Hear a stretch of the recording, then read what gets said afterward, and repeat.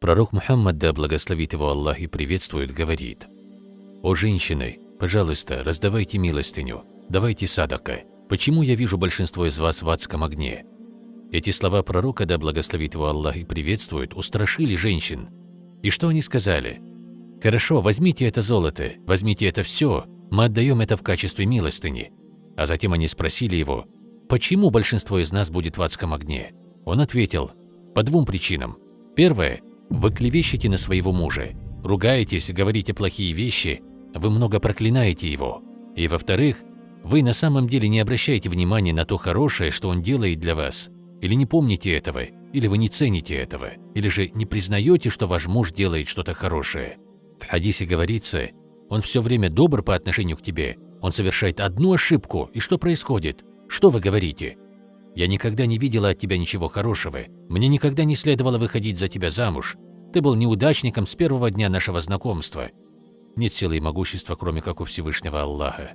Вы должны держаться подальше от этих двух высказываний. Вы знаете историю о том, как Ибрахим, алейхиссалям, когда он сначала посетил Исмаиля, алейхиссалям, постучал в дверь и спросил его жену: «Как ваша жизнь?»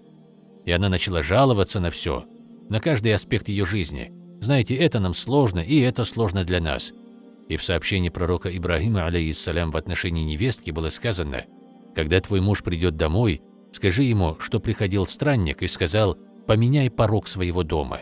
Поэтому, когда Исмаиль, алейхиссалям, вернулся домой, его жена сказала ему: «Приходил один путник и навестил нас.